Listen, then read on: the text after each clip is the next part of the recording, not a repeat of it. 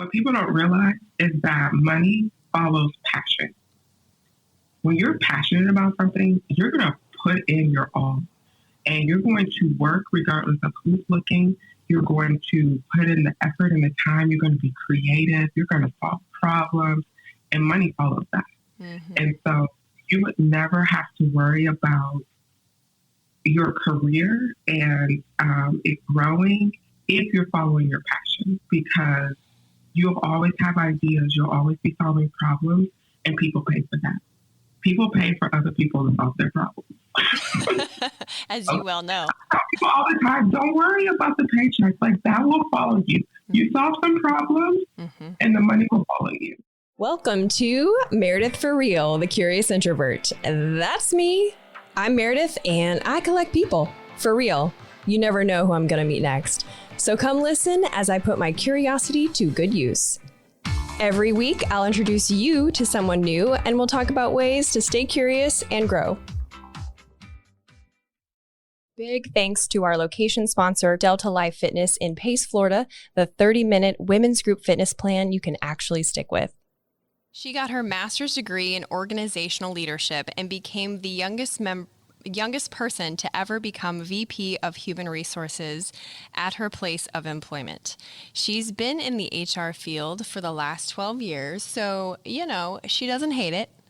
Today, she's going to share how your 9 to 5 doesn't have to drive you to drink, how you can find your passion within your daily job. Plan maker, list checker, proud twin mom and wife, LaShanta Cox, everyone. Woohoo! Thanks for coming on. You're welcome. That's an interesting description. If it's you, don't lie. It does. So having lived in the self-employed world for so long, I am totally this idea that you can be passionate about your 9 to 5 is really outside of what I think about. But it's so what you are, you represent that, and you always have. And I'm so excited that you're going to help us figure out how to be passionate about where people are in that W-2 job. So where does someone even begin if they're already employed and they're not in love with a job that they are in?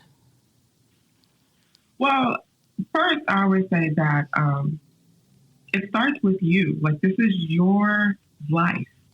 And do you want to spend your life going to a place for 40 plus hours a week doing something that you're not passionate about? Probably not. So the first thing to do is to find out, what are you passionate about? Because if you're doing something you're not passionate about, it's going to show up every single time you go to work, and it's going to make your life miserable, and you're going to be just that person that, okay, it's 8 o'clock, I'm here. When is it 5 o'clock so I can go home? Or when's my next vacation? Or I'm not quite feeling it today, so I think I'll call in sick. But when you're passionate about what you do, you're working even when you're not. You're working when you're not getting paid. You're working regardless of what they're paying you, because it's what you live and breathe. Mm-hmm. So how do you even know what you're passionate about? So many people have lived in the, the automatic pattern of life of high school, college, marriage, mortgage, that they never even stop to reflect on what they may or may not be passionate about. We all took those tests in high school. And if we were all doing what that said, I think we'd all be travel agents. Because I literally, everyone I knew that took that was you should be a travel agent. But how do you figure out what you're passionate about? Well, I might slightly disagree with that, because I believe most people know when they're kids. So, for example, when I was in the 7th grade, our 7th grade counselor used to pull me out of class to come counsel other students. Every one of those tests that I took, it didn't have human resources professional, but it had some field of where I got to help someone. If it was counseling or being a teacher or a social worker, it had some aspect of that. And I knew from the beginning that I wanted to go into a field where I could help people. To the point that I had told my mom, I was like, I want to be a counselor. And she was like, you don't want to listen to people's problems all day. And you take things hard very seriously. So that might affect how you feel about your life. And so I told her, I said, okay, well, I'll go to college and study business with the undergrad in human resources. She didn't know about the undergrad part. Oh, my goodness. So my concentration in human resources. So I just feel like each person, they truly know. I think we have a habit to disregard what it truly is, what our passion is, because either someone's going to say something negative about it, or they're trying to protect you. So like, for example, my mom, she was trying to protect me because she knew how sensitive I could be as a child. And so she was trying to say, don't go be a counselor because you'll be so sensitive and you'll take on other people's problems. Well, there's other ways to deal with that. You can grow up and grow out of that. You can learn how to cope with that.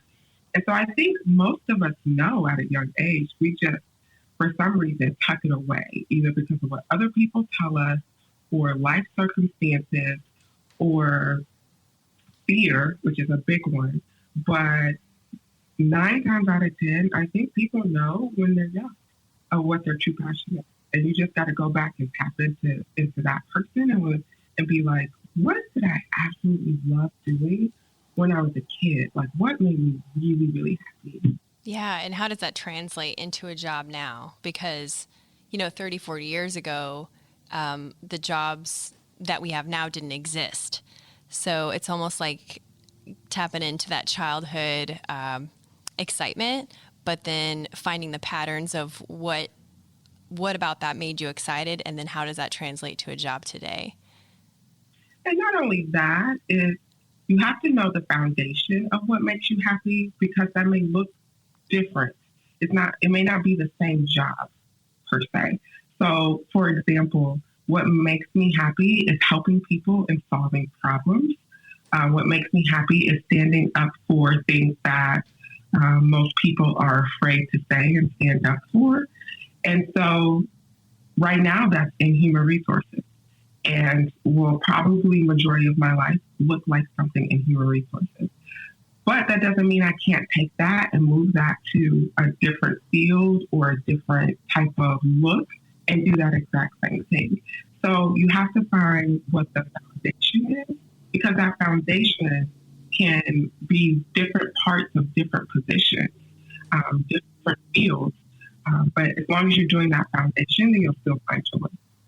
That's so good, because we do get attached to a certain title, or maybe like a certain certain field, and then we don't realize that you can find happiness or fulfillment in other fields, but just having that knowledge of the core of what makes it enjoyable for you. That's so true, because I'm experiencing that now with the podcast, and parts of what I've done for so long and who I've been and who I've evolved to be can kind of play out in a different way. Yeah. So most of the time if I'm mentoring someone, a lot of people will come to me and say, like, I'm not happy in my job. I want to move to the next level. And I ask them, I'm like, well, what's your dream job? I don't know. I just know that I want to do something different and I want to make more money. And I'll tell them, you can move to the next job. Like, you're more than capable to move to the next job. You're just going to be back in here in a year or two talking to me about the same thing. Because you haven't found your passion. You haven't found what drives you. There's never enough money in the world that is going to make you be like, I want to get up and go to work every day. Never. Like, I don't care what your salary is. What's going to make you get up and go to work every day is like, I need to be there, because if I'm not there, something is missing. Because this is what I'm meant to do at this point in my life. I'm meant to be here and I'm meant to do this. So I tell people, until you can tell me what your dream job looks like and exactly what you want to do, you're just going to jump from job to job to job. I know people who have great resumes, great careers and titles, and make an awesome salary, and they're miserable. And the reason they're miserable is because they kind of grew into it, you know. They're really good at the job and they just grew into it. So naturally they progressed in the company. But if you ask them if they enjoy what they do, no. It just kind of worked out for them. So it's really important not to just get on that treadmill and just keep running because you're running nowhere. When you really should stop and say, is this my passion? Am I fulfilling what I believe I'm put on this earth to do? Because if I'm not, at the end of the day, I'm just going to put in 15 plus years and I'm going to look back and be like, I didn't enjoy any of it because it just wasn't my passion. Yeah, that makes so much sense because money doesn't equal passion and advancement doesn't equal passion until you take it back, strip it all back and figure out what you actually want. It's impossible for you to move forward with any sort of sustainability. But what people don't realize is that money follows passion. When you're passionate about something, you're going to put in your all and you're going to work regardless of who's looking. You're going to put in the effort and the time. You're going to be creative. You're going to solve problems and money follows that.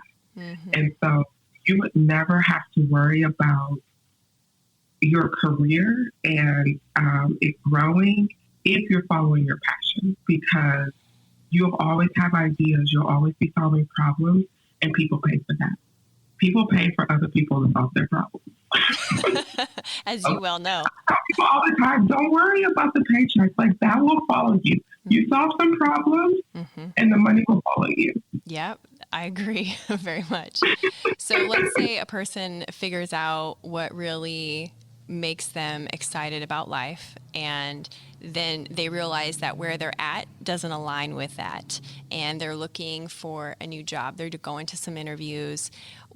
What could help a person in those interview situations figure out if that job is the right fit for them? Well, the first thing I tell people to do is first you got to find that dream job. So go look and find a job posting that you believe is your dream job. And then look at what they're asking for on the resume for experience-wise or what they say the job duties will be, because that's what they're going to ask you in an interview. And if you can't answer or say you've done those things, then you won't be successful in the job interview. So I don't want to set an unrealistic expectation that you could just say, oh, that's the job I want, so I'm just going to walk in there and get it. No, you do actually have to have some experience. So what I encourage people to do is when you're looking at those job duties and the experience, see how you can try to get that in your current position or with your current company. Like, have those conversations with your manager. Like, I would like to do X, Y, Z that's on this job description, or I would like to gain more experience in X, Y, and Z that's on this job for experience-wise, so that you can start building your resume, because that is going to be important. But then don't stop there, because that's also putting all of your hope and dreams into one person. Go out and volunteer. Get that experience from volunteering with nonprofit organizations so that you can still take control of building your experience. And then that will help you be successful in the job interview to where you can get to that next step. But I also tell people each job that you have is preparing you for the next position. And that's why I say, like, every day is an interview, not the day the job opens, because what you're doing right now, how you're working right now, is preparing you either for the next level or is preparing you to stay exactly where you are. That's good. That's tweetable. What about a college grad where they don't have a manager because they don't have a job, let's say? What's the best way for them with that fresh beginning? What's that best way for them to not get stuck in a position that they hate and they have to go home and drink every night, or they feel they have to go home and drink every night to a cope? That is a real thing, girl. There are so many people out there. That is their life. They need your help. Yeah, don't go home and drink every night, because that is killing your creativity and you're not solving problems. Yeah. The best thing to do is to get a mentor and to get an internship. I highly, highly encourage grads to not leave college without an internship. I made that mistake of leaving college without an internship, and I am thankful it only took me a year and a half to get into the field that I wanted to go into, but it could have taken much longer simply because I didn't have an internship. But if you get an internship in the field that you're interested in while you're in college, that only increases your chances of being able to truly go into that once you complete college, because most of the time they end up hiring interns. And I could say, even in the office that I work in now, three of our employees in the department worked for us as students before they became full-time employees with us. So that's the best way. The second is to make sure you have a mentor, because a mentor will be able to help you look bigger picture long term. Because as a new grad, you're thinking, I want to get that paycheck. I want to be able to buy the car. I want to be able to, move into the house that I want to move into. And you have this idea of what it's going to be like when you graduate because you're ready to be done with school. But a mentor will be able to help you say, you still got to put in the work. Like, you put in the work for the schooling part, but now you got to put in the work in the field. And that's a whole nother level. So you got to pump your brakes, put some goals together, and you really got to put in the work. And it's going to take some time before you see your true harvest from that work. That's so true. The internship and the mentor, those are something I never heard about those in college. Granted, I was like hanging out at community college for a while and then was like, No, it doesn't matter. Yeah. But it would have been helpful for them to share that information because both of those, as soon as you said that, I was like, yeah, that's what young people need to know is you have to have that tether to real life as you're experiencing college life. Yeah. So the mentor thing, I feel like a little bit, remember in church, they'd be like, you need an accountability partner. And then you look to the next person sitting next to you and they kind of shrug and you kind of shrug and you're like, all right, let's be the accountability partners. But neither of you know what that means. That is my idea of a mentor. So help me out. How does one find a mentor? What is it really? Well, one, accountability partner and a mentor, two different things. So I think that's important to mention. Like, I have an accountability partner who was a good friend of mine in college. Both of us are in our careers. She's a CPA accountant that works for a firm. I'm an HR professional. We both hold each other accountable in our careers and in our finances. So she's great for that. But a mentor, I have a mentor who is also an HR professional and who has been in the field longer than I have. And she works in the same industry as I do. So she understands my day to day. So I can go to her and say, this is what I'm dealing with. I either need advice or I need you to just tell me to do my job. I either need encouragement or I need you to tell me to suck it up. You got to do the hard thing. And because she is living it and she's doing the job, that's the difference with a mentor. Accountability partner, like my accountability partner, she is an accountant, so she doesn't understand HR things. But we can hold each other accountable to say, hey, did you do your monthly budget or your finances this month? Or did you stay on track with your monthly budget? Or my mentor can say, how did you handle that situation? What did you like about how you handled that situation? Here's my advice on how I think you should handle it the next time, because I do the exact same thing that you do. Hey everyone, it's time to take a quick minute and show gratitude to our sponsors who make this show possible and give you some special offers. Delta Life is ladies group fitness in Pace, Florida, and I've been a member since 2016. I get bored super easy and I am great at talking myself out of exercise, like expert level 5,000. So having a class to show up that's different every time has been winner, chicken dinner for me. And with it just being 30 minutes, there's really no reason not to go. Plus, they do fun social stuff like Christmas pajama parties, little black dress events, and challenges. You can get your first class free to try it out. You can even come with me. There's no annual contract. It's all fitness levels, free childcare. Plus, if you mention the Meredith for Real podcast on your first visit, you'll get a free 5-pack of classes so you can really see if you like it. Check them out at deltalifefitness.com. I think especially to help you grow and to challenge you to be better, because I think that's one of the things that my mentor does for me is she questions every single thing that I do in a respectful way. So it's like, well, why did you make that decision? What led you to make that decision? And if you could do it again, is that the exact same decision you would make? And sometimes that's it stings because it's like, gosh, I'm juggling all this stuff. I feel like that was the best decision. But what she's doing is preparing me and saying, that's going to come around again. And you might want to think about now if you would do that exact same thing again, or if there's a better way to handle it. Wow. So I think that's what a mentor can do. But I think it's important that you like if you have a mentor or you want a mentor, you respect their time. Understand that they're also in the field that you're in or should be, and they're working to their next level just like you are.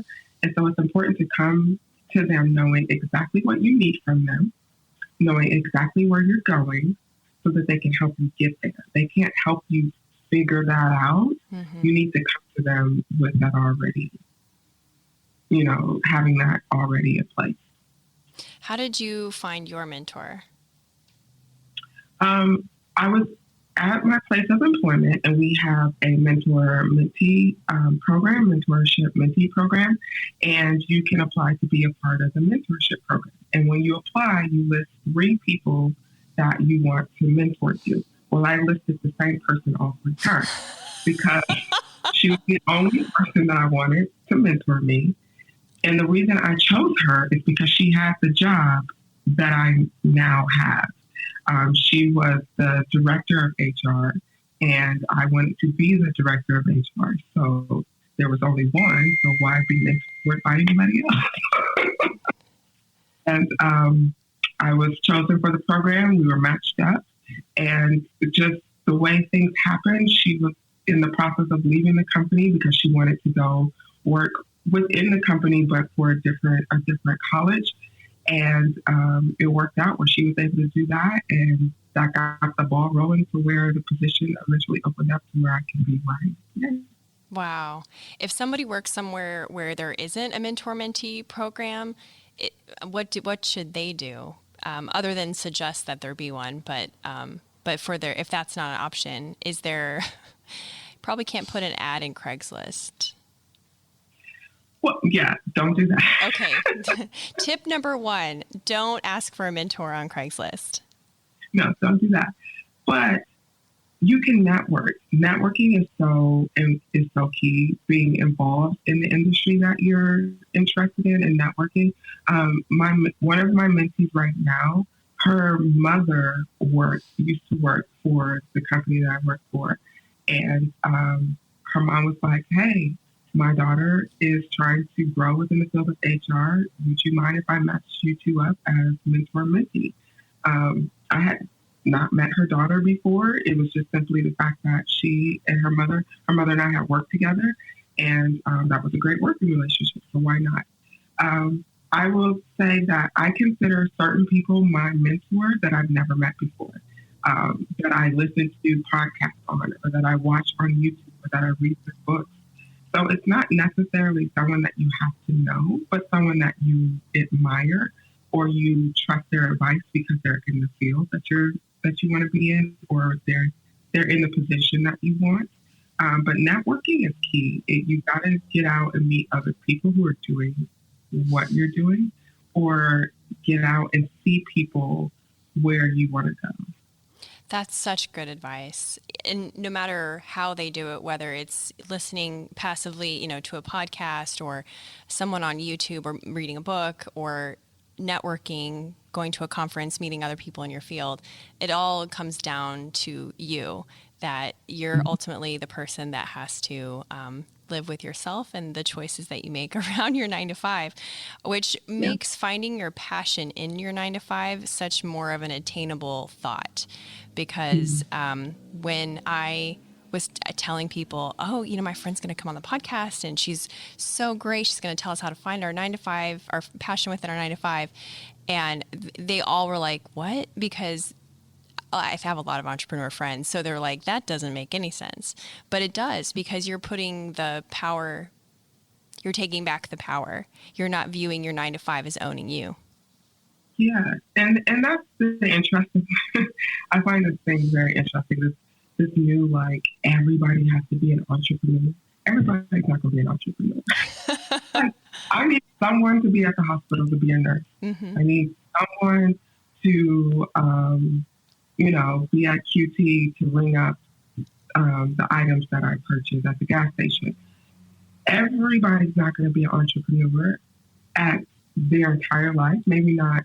Maybe they will be at some point in their life, but everyone's not going to be an entrepreneur their entire life. And that doesn't mean that you're passionless. Like, I absolutely love what I do every day. I purposely find positions that I have work-life balance to where I can go be a part of my kids' school party if I choose to. I can go and take a week's vacation. I'm off for the entire week of Christmas without using any of my vacation time. I purposely look for industries that allow me to still be passionate, still travel, still have fun, and truly enjoy what I do. And I think people have this misconception that if you have a 9 to 5, you're chained to it, and that you're passionless and you don't enjoy what you do, and that your income is limited. And that's not the case. Like, I truly believe that income is not based on my job. Like, what I do, I can go and do for myself on the side in conjunction with my job, and income is limitless. Mm-hmm. And when people take the boundaries and the chains off of working for someone else and just look at how can I bring my passion to this, they will see, like, this isn't as bad as everybody makes it out to be. Like, this is actually pretty cool.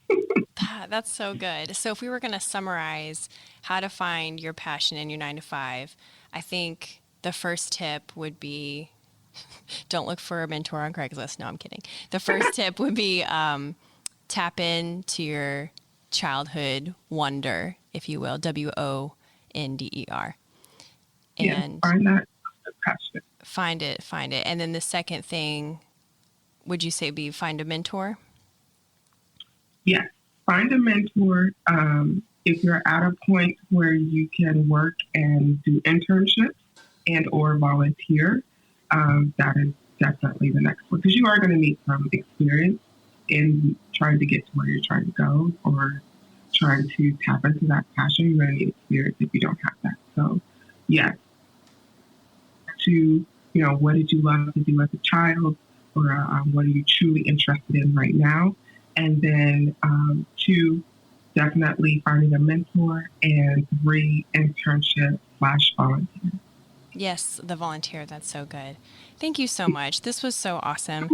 If you are listening or watching this podcast and you want to ask LaShanta a question that I did not ask, then message me on Instagram, Meredith for Real. I will bug my dear friend here, collect the answers, and put out a bonus episode via email, which you can get by going to my website, meredithforreal.com, and just signing up to get the emails. So thank you so much for your wisdom and your passion and sharing your morning with us. That is a wrap. You did a great job. Woo! Talk to you later. Bye, girl. Bye. Thank you. Thanks for listening. If you liked this episode, share it with your friends and leave a review. You can also watch the episodes on YouTube. There's hidden curious caches in each episode, and the first 2 people to find them win a prize. So be sure to get my emails for clues and other insider perks at meredithforreal.com.